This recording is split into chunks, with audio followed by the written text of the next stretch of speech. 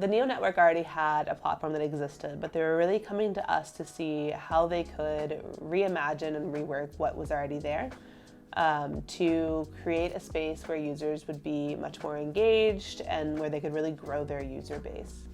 Their current solution that they had was giving them problems. It wasn't meeting their needs, and it was taking them a long time to be able to get some simple processes done.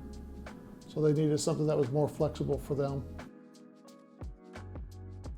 We interviewed a lot of their current customers to see how they were using the site, to see what would be best for them, what enhancements could be done to make it to where it would be more beneficial to them. We spoke to a really wide variety of stakeholders within Schneider Electric, so really spoke with them and spent time with them to understand what their goals and priorities were. So any project we do, that's something that's really important in the beginning, to make sure that the stakeholders are all aligned and that expectations are set accordingly. So once we got through that phase, then we spoke on this project. It was nearly 20 different users that we worked with. Spoke with them to understand their background, their business needs for engaging with the NEO network, and just really what features and functionality they were looking for, so we could understand what we wanted that user experience to look like. So during the design phase, we took a lot of the information from research and started to put it on paper.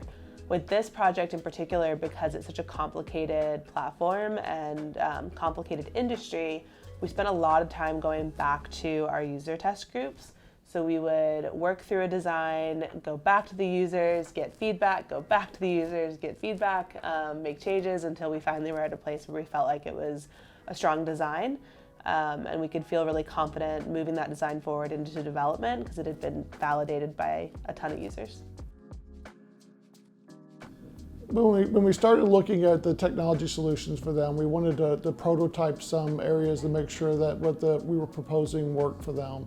So we looked at several technologies and several different packages to make sure that what we're doing could fit their needs and it was cost effective for them. So for this project, we worked with a really large team. We have almost 20 people total working on the project. I think we have about a dozen developers. So we spent a lot of time building out what design had made, running testing, and here soon, launching.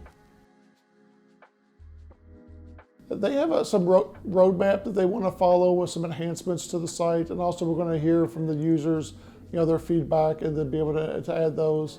There's also some more administrative features that they want added, just to make it easier to maintain and to enhance in the future. So something that we do on all of our projects is, as we're building out the MVP, we really work to document and keep track of where we want the project to go next. So we have a pretty robust list already of things that we think we should do better, ideas that we can improve on that maybe we don't have the timeline for right now. So we'll start iterating on what features and functionality we want, and then we'll also pay really close attention to what user data is telling us so we can make really informed decisions on how to enhance the project from here.